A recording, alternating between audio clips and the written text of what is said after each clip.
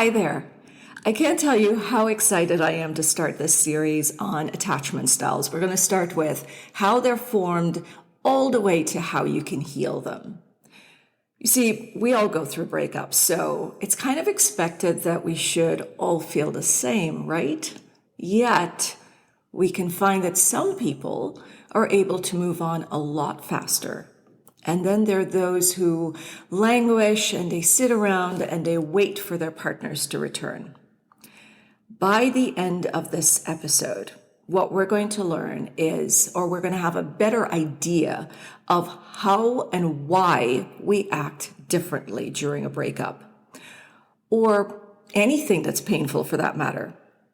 And we're going to start to change those feelings because it's only when we are aware of what's happening inside of us that we can do something to change how our external environment affects us.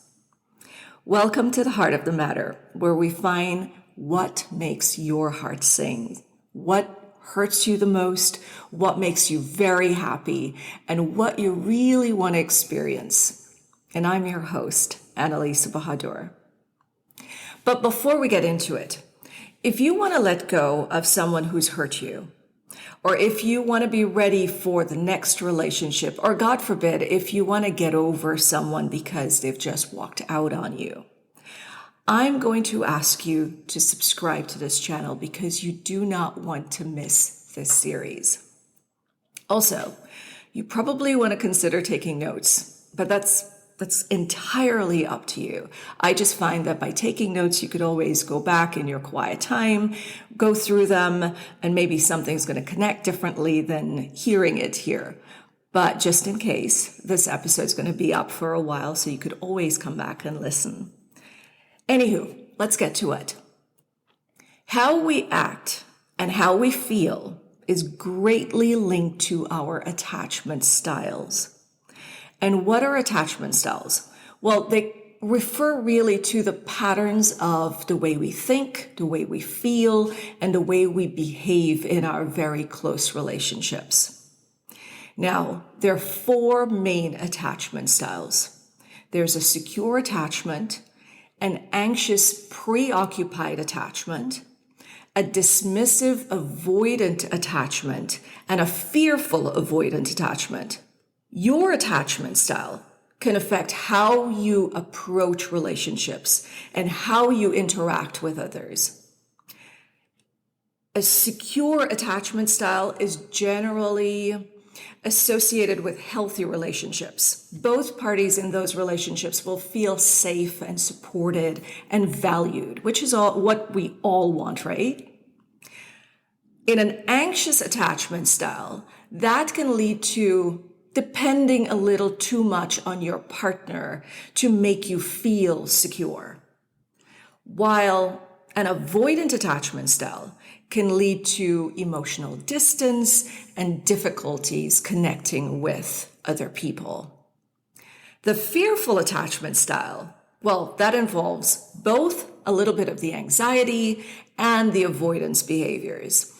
And for those people, well, they generally complain that it is the most uncomfortable feeling because you're kind of hopping about on emotions and thoughts, being very confused as to what you want to do because you want to be in the relationship, but you're also afraid that if you get too involved with this person, then you can get hurt, which makes a lot of sense.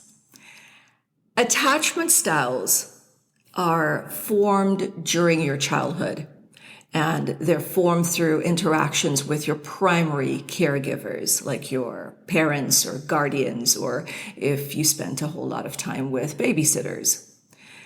There are research that suggests that infants develop attachment styles in response to how sensitive or how responsive their caregivers were.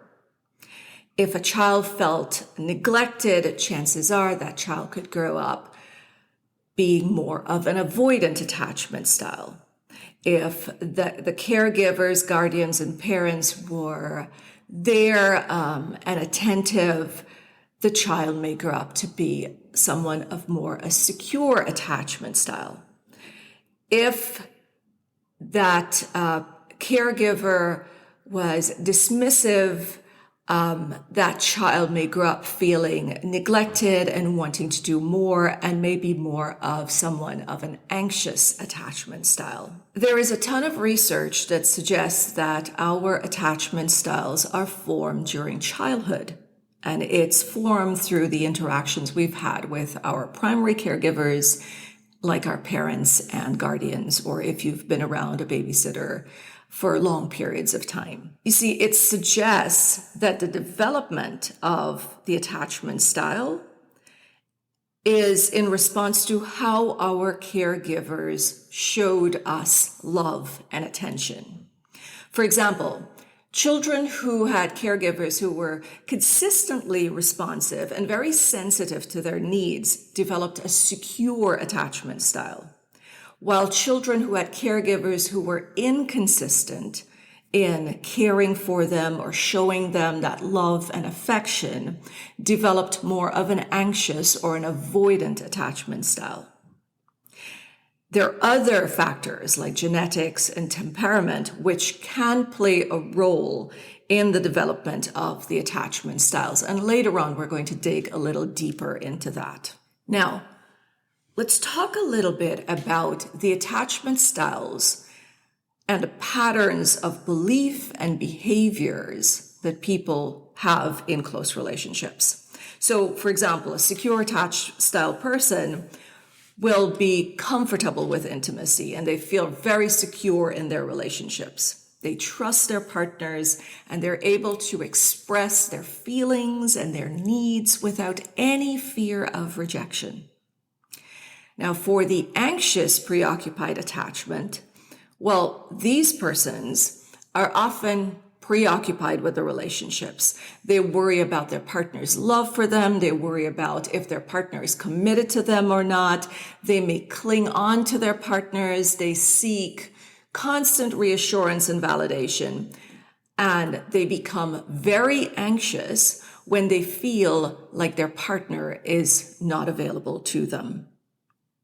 A dismissive-avoidant attachment style person is someone who tend to avoid intimacy and emotional attachment. They tend to believe that they don't need anyone. They suppress their emotions, and oftentimes they have an easier time ending a relationship. Those with an avoidant attachment style have deactivating strategies to help them to keep some sort of a distance in relationship. And this is really to prevent any possible rejection or hurt. So some of their common deactivating strategies might look like minimizing the importance of the relationship, or they prioritize their independence, and they are very good at distracting themselves from intimate connections and feelings. Instead of trying to resolve inner conflicts, they get distracted either with friends, music, other people who give them validation, that sort of thing.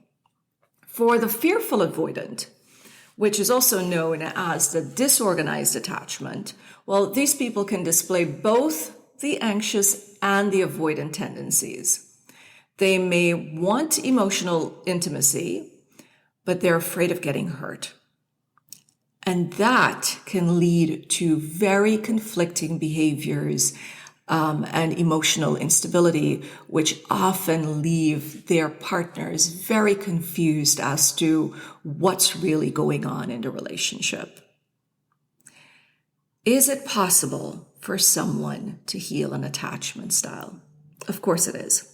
It is very possible for a person to change their attachment style, because while early experiences often shape a person's attachment style, with therapy, self-reflection, close relationships, pushing through the fear and seeing that beyond the fear there's nothing to worry about, that can move a person from being of an anxious attached or an avoidant attached to more a secure attached.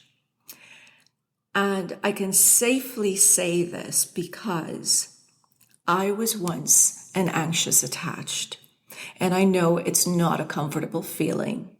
And I really did not enjoy being in that space. So with consistent effort, I was able to move into a secure attached style. And I've got to tell you, it is the most amazing feeling. You feel empowered. You feel in control of your emotions and your mind. You feel in control of your life because finally you take back power and you make decisions for what's best for you. You sit there with yourself and you ask questions like, what legacy do I want to leave? What do I want people to remember of me? What do I want to contribute to the rest of the world? You take ownership and you truly, truly start to live when you are of a secure, attached style. And I believe we all are trying to get there. Now, to heal from an avoidant attachment, deactivating strategies. It is important to start by recognizing your patterns. You're going to have to identify your thoughts, your feelings, and your behaviors. And then you're going to have to ask yourself this question.